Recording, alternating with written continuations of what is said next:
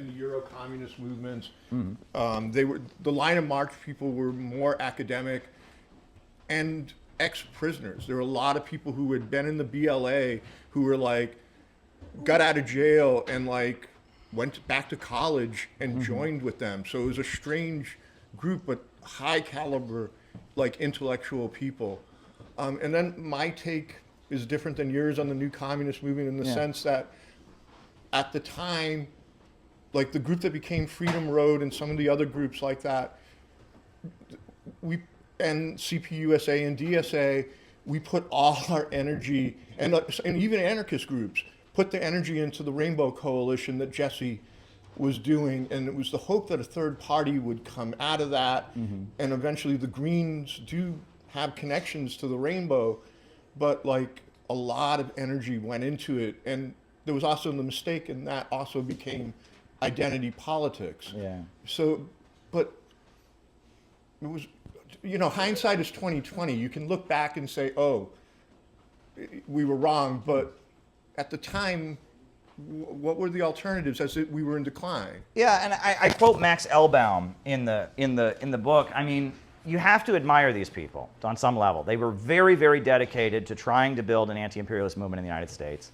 And they did exactly what you're supposed to do. They rejected the terrorism and the left adventurism of the Weather Underground. They rejected the idea that average Americans are the enemy. They went and got jobs in factories, and a lot of them, you know, lived in, I mean, their whole lives were dedicated to trying to build this movement to oppose American imperialism. And they were doing exactly what you're supposed to do, but the ground wasn't fertile because the economy was still very, very strong, and average Americans didn't want to hear it, and the world was going very much against the way that they were moving, right? China was changing, and they had looked to China for inspiration, and China was changing, and it's just kind of a tragedy.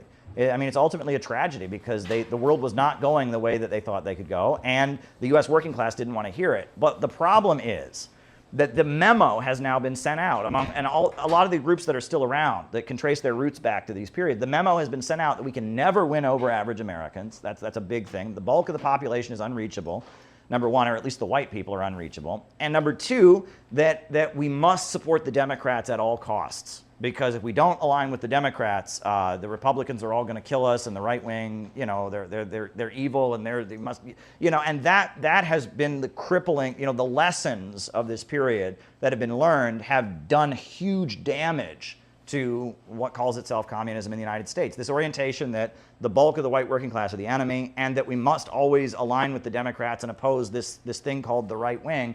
That's created a situation where now Bernie Sanders got a huge amount of support from many, many white working class people, right? And you know, there's a lot of people in the United States are more anti-war than they've ever been. They're more opposed to government repression than they've ever been. But the people that want to change that, right, and are supposed to be fighting for the working class, are supposed to be fighting for these wars, don't want to relate to them. They want to defend the establishment from them.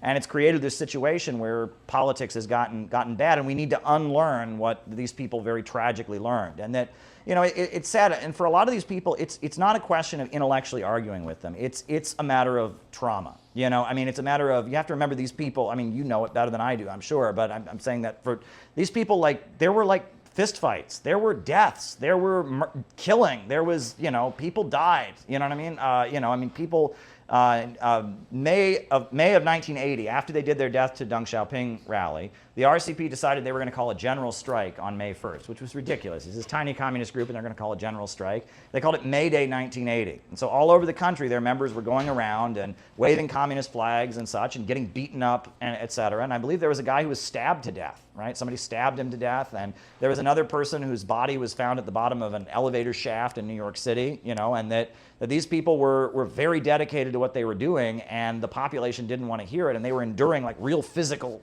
violent attacks from and the idea of talking to some of these older folks and getting them to understand that the Trump people are the ones that are at odds with the ruling class, and that while their ideas are backward, we need to engage with them, and that the liberals are the bigger threat. They don't want, I mean, it's just like in one ear and out the other. They can't hear it. You know what I mean? They're thinking about the times they got punched in the face. They're thinking about their friend who got stabbed to death, and they don't want to hear it. And it's similar in Latin America. There's a similar problem. Because right now, you know, in Latin America, I mean, at least there wasn't a civil war. But in a lot of Latin American countries, you see the old right wing is starting to realize that Russia and China will give a better deal to you know, the country, and that it's the kind of the woke folks that are aligned with the United States, but then the hardline communists and the old right wing have fought each other in a civil war where like thousands of people have been killed. So they're not going to unite together and align with Russia and China and make, and develop the country. There's real trauma there. So this is what we're trying to overcome. These are my thoughts. I have a lot to say. I apologize if I've gone on for a while, but go ahead. No, I agree with exactly what you're saying, and especially Trump became a lightning rod for this, radioactive lightning rod to instill this mental virus. People became apoplectic of Trump, and he never has done anything near as bad as what we're seeing right now with the Democrats in office. But what the whole Trump brought in from that Trump derangement syndrome is it segued, it was like a mental virus that segued right into a COVID derangement syndrome. And then from there, we've got various derangement syndromes. And so this is the time period, we're after it now, of when China had their Cultural Revolution, which to me is such a pivotal lesson in history. So, because I think that's exactly what the derangement syndromes have brought on, such that now we're at dysfunctional woke on steroids, that is keep us divided and separate. Where have the left done any kind of postmortem analysis of China's Cultural Revolution? Well, that's us. The title of this book is Out of the Movement to the Masses. And the point is we have to break with the left, and we have to build a socialist movement among people who love their country and want to build a better America by breaking out of this international financial system that's destroying the lives of working families. And that's why it's called Out of the Movement to the Masses. We have to break with leftism, and we have to build a real working class movement. But as far as the Cultural Revolution, the Chinese Communist Party says the Cultural Revolution was a disaster and it was a mistake. And I think what we've learned from the fall of the Soviet Union and from what China has achieved and what all the socialist countries say now, you have to have a market sector to deal not with healthcare, not with energy, but to deal with the things that make life good, right? Like, the government shouldn't be running restaurants. The government shouldn't be running hotels. The government shouldn't be designing clothing. You need people to vote with their dollars on these things, right? Life is better, but you can't have your whole economy and your whole society run on the basis of profit. You need a central plan for the community, right? And that's how all the communist countries in the world are moving. Vietnam, North Korea would like to do that. They just are barricaded. They can't get the foreign investment. The economy is like militarized, but that's where the communist world is at. At this point. And the Cultural Revolution, it really comes down to, and this is, again, I'm going to give a complex answer, but, okay, so say you have a shortage of food, right? You've got a shortage of food, right? Obviously, if you have a shortage of food, you're going to have to ration the food that exists to make sure that everyone, gets some. However, you're going to have a guard who makes sure that, that no one takes anybody else's food. And that guard is going to demand a bigger piece of food for taking on the responsibility of being the guard.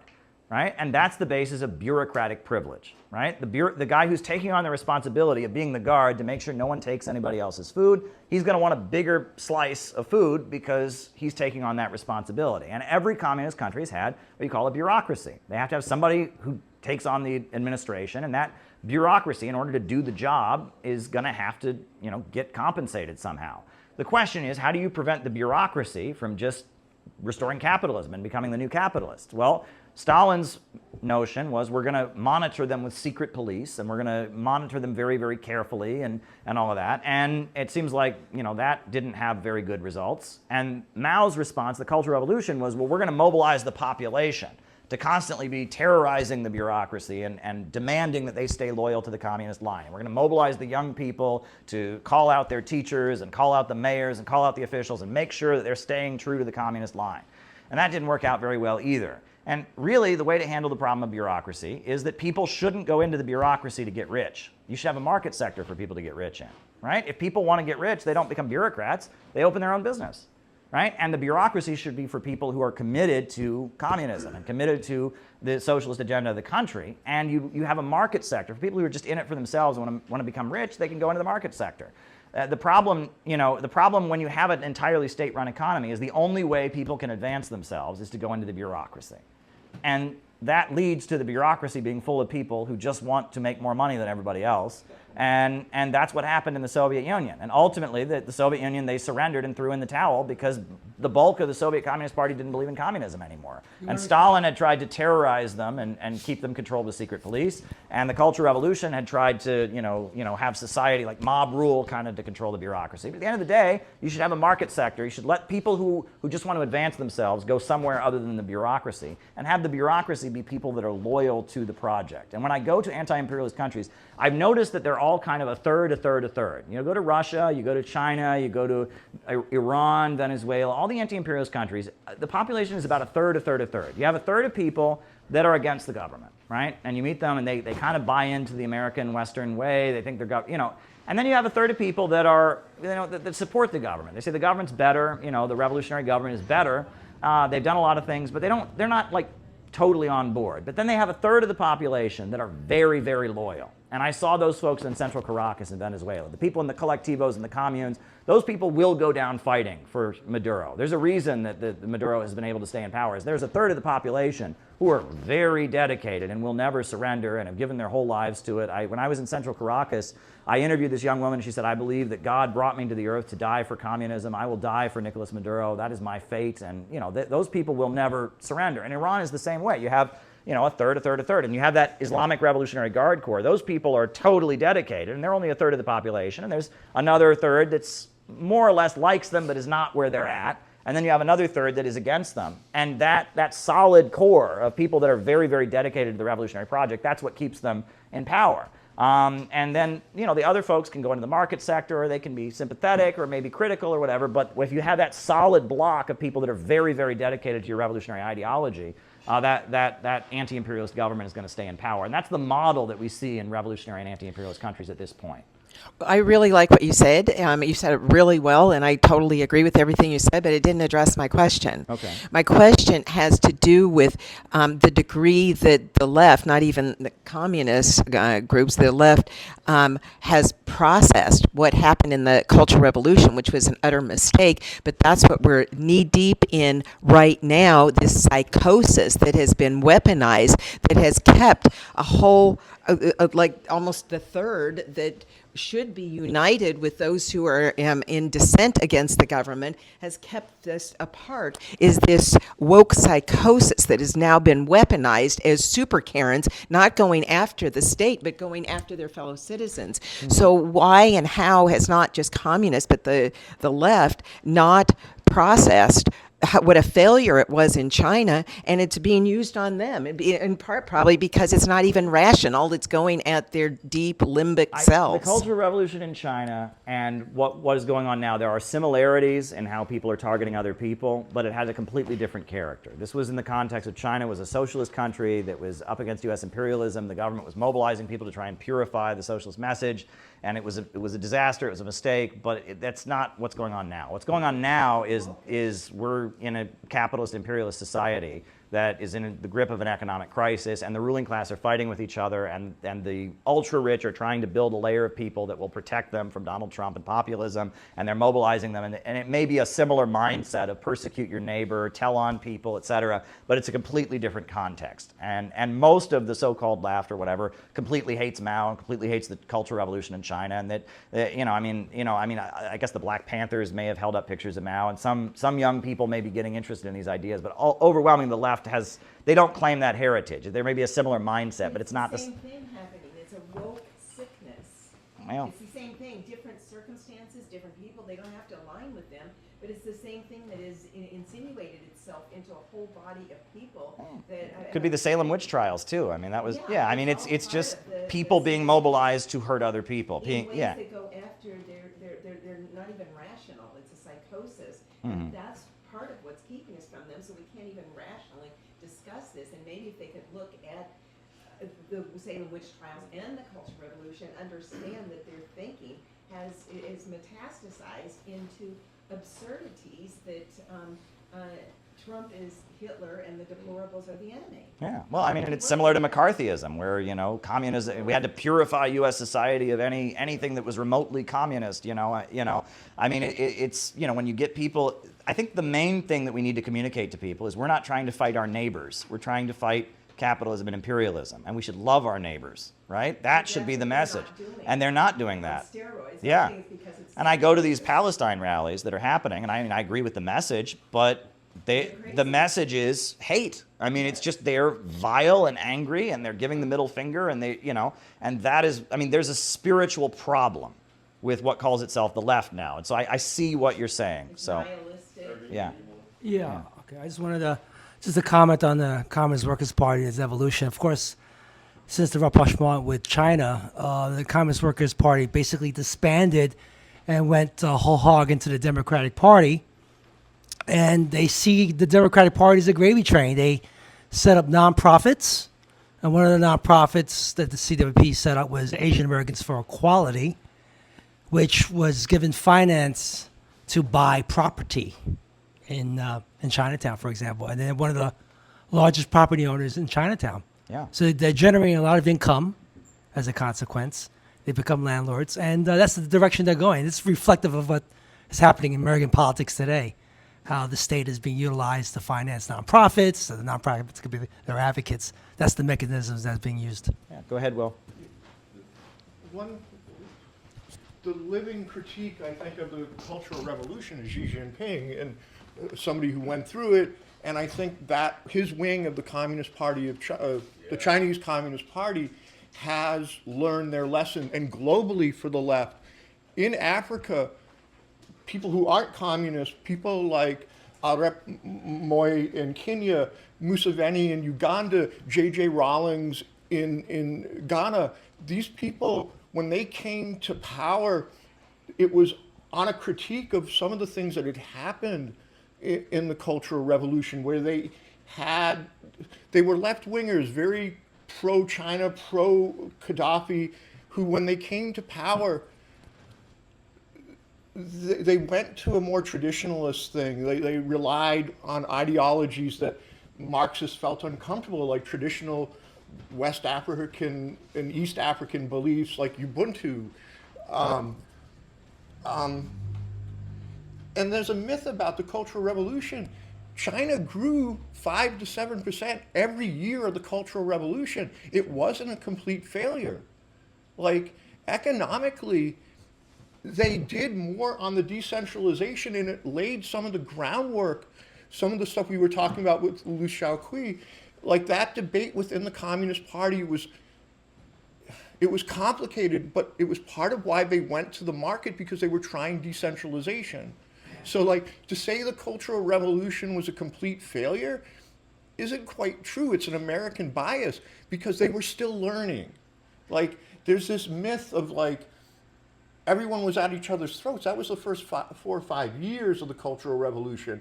But as it continued, when Deng Xiaoping is re-brought in, rehabilitated by Mao, there had been a lot of learning. Yeah, the Cultural Revolution went through several phases, right? It started out with, it was Lin Biao, right, who was Mao's, associate. He's the guy who compiled the Little Red Book. And Lin Biao was a military leader, and he had made this book. The Little Red Book was originally part of your, military training. It was Mao's Twitter page. It was like these short, memorizable phrases from Mao. It was part of your military training. A lot of people were illiterate, so it was so you could remember it or whatever.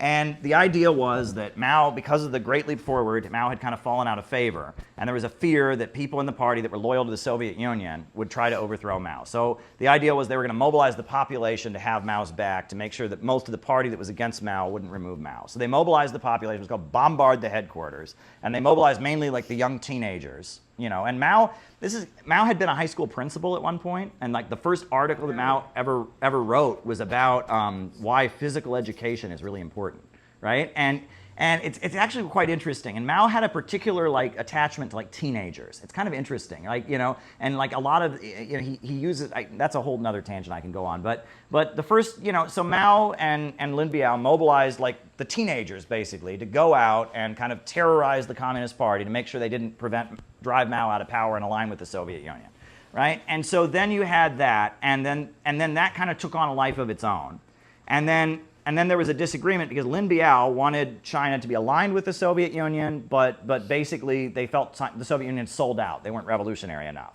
And whereas the Gang of Four, who was Mao's wife and other people, they thought the Soviet Union was the main threat. And they actually wanted to align with the United States, and they saw the Soviet Union as the main threat. So we don't know what happened. Lin Biao, I guess he was on a plane trying to flee to the Soviet Union. The plane crashed. And so then that day, the original copy of the Little Red Book had an introduction written by Lin Biao. That morning, when it was announced what Lin Biao had done, all the kids got all the Little Red Books and cut out the first couple pages. And I actually have somewhere an old Chinese Little Red Book that has a couple like stubs, if you can see when they cut out the pages of Lin Biao, right? So after Lin Biao, you had the rise of the Gang of Four. And the first thing the Gang of Four did is they deported all the teenagers to the countryside. The idea was these teenagers, because the teenagers who'd been mobilized were in the cities. They had privilege because they lived in the cities. But they were also creating chaos because they'd all been mobilized to terrorize and, So they deported all the young people from the cities to the countryside. And the idea is that would humble them. They'd see how the poor people lived and all of that. So all the young people were kind of deported to the countryside for a couple years. And then the idea was they were going to get the industrial economy going again. But every time the economy started to move dramatically, the Gang of Four would launch another campaign against somebody, and they would have to stop everything, and they would pick things to go after: Western music, makeup. They had a campaign against North Korea at one point, because North Korea was friendly to both the Soviet Union and China. So they had all the factories shut down, and all these workers marched to the North Korean border and burned images of Kim Il-sung in mass and called him a revisionist pig because he'd aligned with the Soviet Union. And it was like every time the economy started to move, Mao's wife in particular had to launch a down with somebody campaign and start punishing and persecuting somebody because she was a wrecker. Her whole life, all she'd ever done is persecute people. You know what I mean? And so she had to find someone to persecute because that was the basis of her power. And one of the most telling incidents was what they called the white snail incident, or the glass snail incident. So China has cut ties with the Soviet Union. They're getting friendly with the United States. Nixon has gone to China. So the United States has a cultural exchange with China. And there's a group of like young Chinese engineers that come to America, and they go to a factory that makes color televisions, right? And they go to this factory that makes color TVs. And they realize that communist countries can't get color TVs because of the blockade from the United States, but China can sell color TVs to communist countries. So they have this idea that they'll make a deal with the American company that makes color televisions, and they'll have China build color television factories, and China can sell color televisions to the communist countries of the world, and that's a way China can make money. So before they come back to the United States, all these young Chinese students are given a glass snail as like a gift, like a token.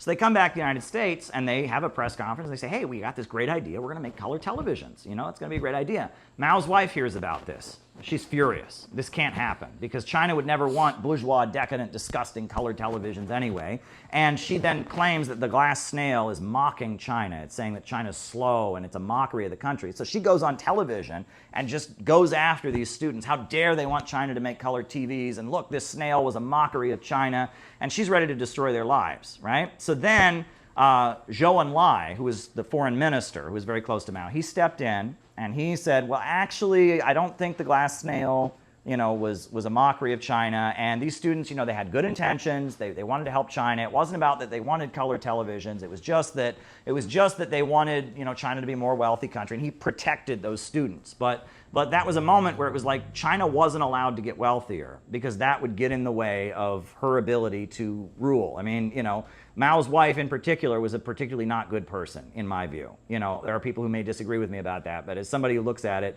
in order to maintain her power, she had to be persecuting somebody. But the main thing that she said was that you could achieve communism in poverty.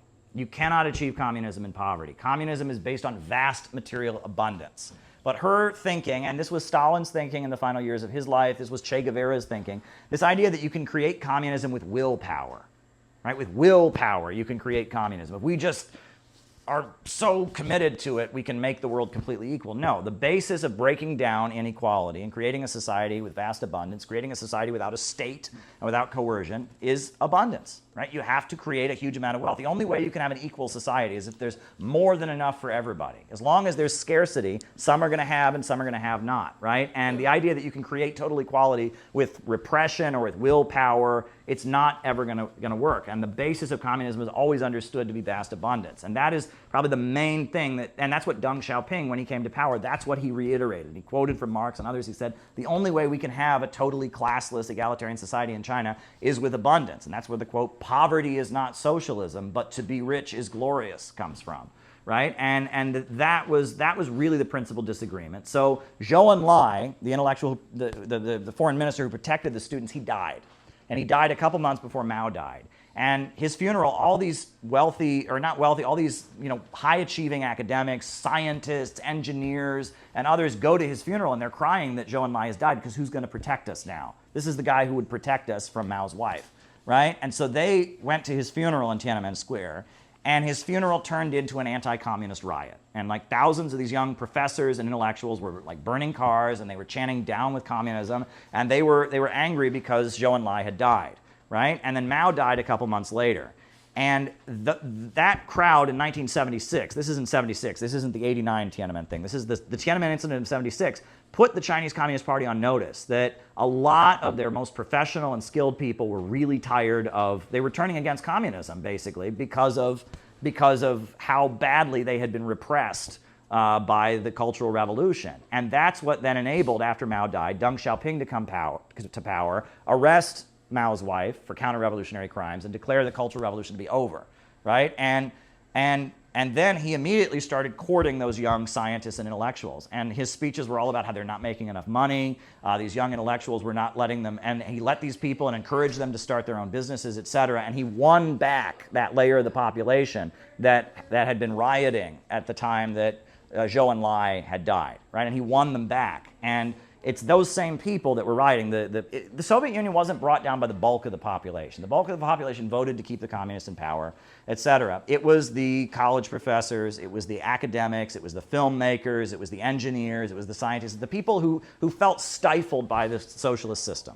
They felt like I'm not living up to I can't achieve anything, right? I mean, I hear stories about like doctors in the Eastern Bloc, right, who would burn their money, right? Because they got paid maybe 10 times what everybody else got paid, but they couldn't do anything with it. They couldn't buy another house. They couldn't buy another car. They couldn't buy, and so they were getting paid 10 times what everyone had, but they couldn't do anything with their money. So they would burn their money because what good does it do them, right? And that in that state-run economy, if you're a high-achieving person, right, and that kind of goes to show that these kind of people that are wanting to accomplish things, they can if a society is able to win them over, right, a society flourishes. But if a society alienates that middle strata of, I don't know what you want to call them, thinkers, professors, thought leaders, if you alienate those people, your society is going to fall.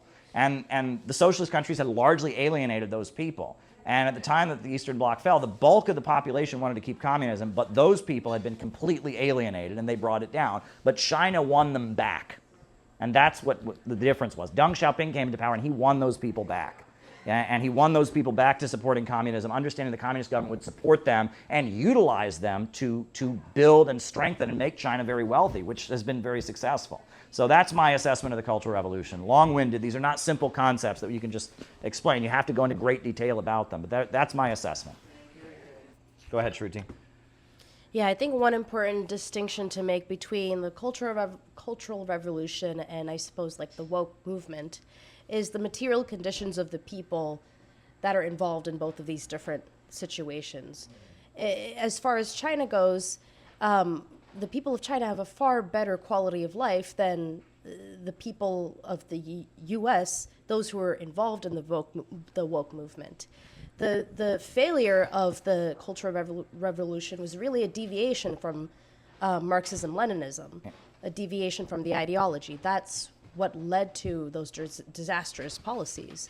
Whereas in terms of the woke movement, there are legitimate grievances that these people are bringing up, but their analyses, their tactics are removed from class-based analysis, and so they're incorrect in that sort of sense. And they come from two completely different material, conditions. That's one big ways to distinguish between those two. I think they're not really the same thing. Okay. Anybody else? I was thinking when you were saying about how the white working class isn't able to be won over, didn't Bernie win like every single county in West Virginia? Yes. And that's the thing. This notion that the bulk of the white working class are our enemies, like that's just not true. It might have been true in 1970, but it's not true now. And that's how the majority of the so-called left thinks, and it's a mistaken strategy. And I mean, think about if you were in any other country, and there was a group of people who were so there was a candidate who had run for office who said he was going to end the wars and said he was going to fight the elite, and people were so sympathetic to him that when he lost the election and they believed it was fraudulent, they stormed into the Capitol because they were so angry about it. Even if you thought that movement was completely wrong, wouldn't you want to at least talk to those people? Wouldn't you want to at least engage with them? If you're a serious communist in any other country, you would do that. You at least care. Yeah. So yeah, the idea that the lessons that have been learned from this period have to be repudiated in a lot of ways. We're in different circumstances completely. The only question that I don't know exactly how to form it, but I'm just interested in your opinion. Like, as someone who was super disappointed, gave all my energy to the Bernie movement, saw things like West Virginia, and then they just crushed it. You know, Obama makes a few phone calls. I think a lot of people felt that disillusionment. But we're such a society where if you're into politics, you're raised to be into electoralism. Mm-hmm. And so how do you think these two parties will go? Will they just collapse on their own accord, or is there any benefit to a third party, or what do you think about that? During the late Cold War years, after the Cultural Revolution in the 1960s, the political setup in the United States was the Republicans were the main party, and the Democrats were kind of the loyal opposition, right? People who really believed in the American system, really believed in American wars were Republicans, and those who were slightly critical were Democrats. That is flipping. And now it is the Democrats that are becoming the main party, and people that are slightly critical or in opposition are becoming Republicans. And I think what's going to happen, and that's why I think Alexander Dugin and Russian thinkers are so important, is that we're starting to see that the Democrats are turning into just the party of the establishment. Whereas the Republicans are becoming the party of opponents of the establishment. And I think there's increasingly going to be an element of left and right and populist ideas in the Republican Party. And I think the Republican Party is going to start becoming a catch-all of people that are opposed to the establishment. People that oppose what the FBI is doing, people oppose the wars, and maybe they do it in a socialist way or a libertarian way or a racist way or whatever, right? It's going to become what the Democrats were during the late Cold War is becoming what the Republicans are becoming now. And I think it's going to be a very strange process, and I think a lot of it is generational, right? And I think also the Republican Party is going to become less and less capitalist. And I hate to say that, and that doesn't make any sense. But if you look at it now, even with Trump supporters, you can start to hear, and you watch Tucker Carlson, they're starting to say things that don't match the free market ideology. If you describe what we believe but just don't say the trigger word, they agree with you almost the entire way. Yeah, so there you go. Call it whatever you want. Yeah. I have a question to that, and that is, yeah, it's certainly not in the Democrat Party. They've just totally abandoned the people. But I don't know if I have the same faith in the Republican Party as you do, given that they're just saturated with rhinos. How can it possibly happen from Trump on way to every single one of them? The leadership is not really there for the actual vast body of people. Well, the Democrats were never really an opposition party either. True. They were phony, and the Republicans are becoming the new phony opposition party. But That's so basically what I'm my saying. question then is, to what extent do you think there is the possibility of a true third party? Or multiple parties beyond the uniparty of the duopoly? I think if it happens, it has to happen for real. It can't happen because we think of it and go out and do it. It has to be a breakdown within one of the major parties. There would have to be one, the Republican Party was a third party when it started. And it was because the Whig Party that existed before, there were people in it that were really, really opposed to slavery and thought slavery was the issue. And there were other people in the Whig Party that didn't want to fight over slavery. So it became to the point the Whig Party couldn't stay together because there were people like Abraham Lincoln and others who were just they wanted slavery to be the issue. And the Whig Party split, and the majority of the Whig Party became the Republican Party. And if there's going to be a third party in America, it'll be one of the major parties splitting. Yeah. That's what it would really come down to. I'm really excited with the thing you sent me about Colonel McGregor. Yeah. I think it would be somebody like that because I could see him peeling off tons of Republicans, the majority of the military. That's exciting. I mean, if they're willing to work with us, that would be... So this is William Hinton, an American journalist who was living in China. At the height of the Cultural Revolution, at the Gang of Four, he gave an interview to the Guardian newspaper explaining the views of what China believed at the time. So, Guardian, not the yeah, the U.S. Guardian. He gave an interview explaining their views at the time. So, Where's U.S. Guardian? yeah, it was a communist daily newspaper called the National Guardian. Yeah, no yeah, longer functioning. yeah. It ended in 1990. The anarchists took it over from a Maoist group and destroyed it. Yep. Fuck the anarchists. Wait, did I? Okay, yeah. Go ahead. Wait, Tyler, blue's good, right? Blue? That's good? Yeah. Okay, you got green for a second. Yeah, anyway, let me repeat that. Fuck the anarchists. Anyway. So, William Hinton, The Guardian, 1976. We asked about war. Can a third world war be prevented? The thinking in China is that short of revolution in the US and the USSR, a third world war was inevitable. The people of the world can take measures that may delay war, but as long as these two great powers, the American and the Russian, exist in their present form and contend for dominance, war is bound to come. Detente is an illusion, a smokescreen that covers up underlying stark reality, and arms buildup leading to war. The thinking in Peking seems to be, in 3 to 5 years, war is unlikely. In 10 years, it is a possibility. If one thinks in terms of a 30-year period, the time that has elapsed since World War II, it is likely to be sooner rather than later. Another 30 years without a world war? Impossible. Does world war mean nuclear war? Not necessarily. The feeling is that a major world war might well be fought with conventional arms. Even nuclear war will not destroy mankind. Mankind will destroy the bomb. The bomb will not destroy mankind. At least half the human race will survive. War will hasten revolution, and revolution will solve problems that have long been unresolved or unsolved. Today, there is still a major contradiction between the peoples of the world and the two superpowers, but as between the two superpowers, one, the Soviet Union, is more dangerous than the other. Sound familiar? China judges world leaders by how well they understand this new relationship of forces. Thus, they prefer Heath to Wilson, Strauss to Brandt, Schlesinger to Kissinger. And that's it. Yeah. The reason I picked that passage is that's apocalyptic thinking. She says half the human race, may have to die, But we'll right? still be okay. But yeah. I mean, it's like, Look on the bright side. yeah, basically, yeah. Humanity's half full. Yeah. I mean, she's saying half of humanity may have to die, right? There's going to be a world war. It's inevitable. And I mean, that kind of apocalyptic thinking, you see that in a lot of, especially 1960s circles, right? When we talked about the Weathermen earlier and they're talking about race war, right? And it's like this thinking that, like, it's not about actually trying to make people's lives better. It's about getting ready for this big apocalypse that's going to destroy everything. And that kind of thinking is everywhere nowadays. And we have to push against that kind of thinking, right? If we're not offering people something that will improve their lives now, if we're just telling people, oh, get ready for the big collapse, we're not doing anything good. And the media pushes this, movies push this, everywhere people have this apocalyptic view. And the orientation that a lot of political forces have is, let's wait for this giant apocalypse that's coming because it's inevitable. I don't think it's inevitable. I don't think it's inevitable. I think there's a very possibility that we could organize something good and do something good. And I see a big section of the planet where people are growing and building and constructing.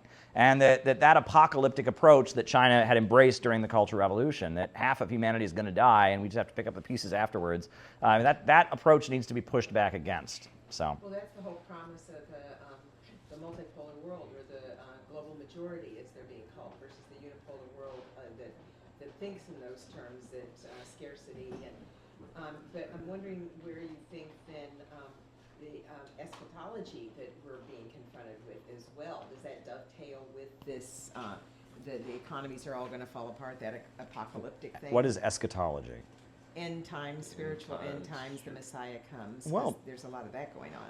Well, but I think I don't know. Well, what do you think, Milhan? Yeah. Milhan wants to say something. Yeah. He hasn't spoken yet. Go ahead, Milhan. Tell us about the end. Well, the end of what is the question. Okay. It's the end of chaos is what it should be. not the end of the world. The world is beautiful. There's no reason for the world to pay for our stupidity. No, it's the end of the things that some things need to decay. And then certain things need to rise up. And so I love this pro-humanity, pro-growth. I mean, and that's at the bottom of communism. That's really what it's about. It's how do we advocate for every single person? Don't leave a single person behind. So there's a cry for that perfect society, but there are certain things that have to happen, like Caleb mentioned, communism is an answer to the greed, to the overproduction, to the corporatism, and so America's kind of at this point where we have to adapt, we have to change, and we have to innovate politically. We have to revisit, do this post-mortem analysis of, while something's not working, and there's too many people who won't humble themselves, and say, okay, well, maybe this 400-year experiment in America maybe needs to be examined. And this man is the only one doing it. That's right. And he is the professor of our time. I mean, and those of us with kids, right? I mean, enough with the World War III shit. Like, please, stop it. Stop it. I have a 9-year-old daughter, I have a 7-year-old son, and I have a 1-year-old baby. And I don't want to hear that nonsense. We have to have a future. We have to have a world without war. And this man is willing to go to Russia, go to China, and figure this out. Amen. And anyone trying to stop him is on the wrong side. He's not perfect, but he's the best we got. Thank you. I'm doing my best, and I think we all are. We all are. Yeah, and I'm doing my best too. And I'll be honest, all this stuff is like filling up a part of my brain that didn't exist before, okay? But I like to consider myself a wise person. I can see how the dots are connecting. I can see this cry for a better society. And we have to understand our history first, so we don't make the same mistakes, because we will make mistakes, but we should learn from them. And I feel for this generation that you're talking about, they're having, what was the word, the syndrome, the derangement syndrome. Yeah. All these different derangement syndromes that they've been. I see this like those could be my kids, and I don't want, and we really need to. Oh, all right, pizza. I have a BS, in university, so I'm a science guy, but I'm also a pastor, because I see there's a spiritual dimension that's being ignored. Yeah. And I think we have to understand there's a religious fervor going on, and we have to call it out and say, okay, this is a religious belief. It's not political anymore. And that's where it needs to be addressed with love and compassion and having patience with people, because that's what they really need. They're just grabbing attention. Look at me, look at me, look at me is really what's going on. They're acting like children. So one of the adults going to come in the room, parse this out, and say, look, you're attacking, I don't know what, like you put up some people up here with some very unexplainable life, because there's a spiritual dimension going on. A lot of things don't make sense, and people don't have reason anymore. It's not, and I also wonder this too, and I know it's good to study history, but maybe if I want to, I'd love to see policy come out of CPI that can, rather than just advocate for flags and labels, and movements, really create policy that shows the power of communism, the power of socialism, can help America. And I love for America to give credit to China, give credit to Russia for things that they've been able to get right that we are not getting right. I would love to see more of that, even on the CPI. But yeah, anyway. Might part of it have to do with, to use these terms, branding and marketing, because communism has had such a bad rap, and people can't wrap their heads around it. They're like this with it, and maybe, well, you have mentioned the possibility of not using those terms because they have been warped and weaponized and corrupted, and people just, a lot of people just go like this. So, because everything that's being said right here is exactly where we need to go. But I don't think communism in most people's minds at all connects with this, even though we're getting it. But so maybe a rebrand is in order. Well, I want to respond to what Milhan said, and I want to respond to what you said. As far as what you said, I have seen so many young people because I'm known in communist circles, and I put on events like this, and we do CPI, and I engage with a lot of younger people who get interested in communism. And I have noticed that I argue with them, and sometimes when I'm trying to get them involved and all of that, and I've realized that as I argue with them, a lot of times I'm not arguing against rational arguments, I'm arguing against a spirit. There's something spiritual inside of them that says, no, we just can't have hope. No, the world has to be coming to an end. No, people have to be bad. No, there has to be no hope. And I'm not arguing with them about facts or history. I'm arguing with that part of them that says there is no hope and everything's pessimistic. And that is what we have to fight against, right? And anything we can do to fight against that is important. And the main way to fight against that is with other people. We need other people. You got to get off your phone and you have to be in a room like we are right now, right? And that is urgent. You can't fight against that alone on your phone. You have to fight against that in another room with other people. That's what I honor about you. This is really ecumenical, incredibly multi-diverse. So that's my response to what Milhan is saying. There is a deep spiritual problem, and other people are the answer.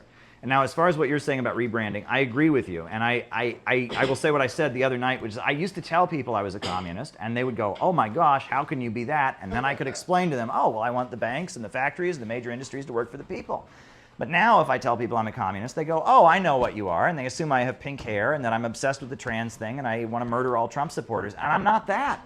So I can't tell people I'm that anymore because they immediately think I'm something that I'm not. Right? And those people don't particularly like me, and they've made that clear to me when I've been going to cover their Palestine rallies. You know, so that's when we talk about the city building tendency, right? Right? You know, that's kind of, we're talking about something different. And also, we have to admit that part of that ugly that we see, it's not communism, it's a distortion of communism, but it has roots in some of the very negative aspects of our movement. The Cultural Revolution really happened.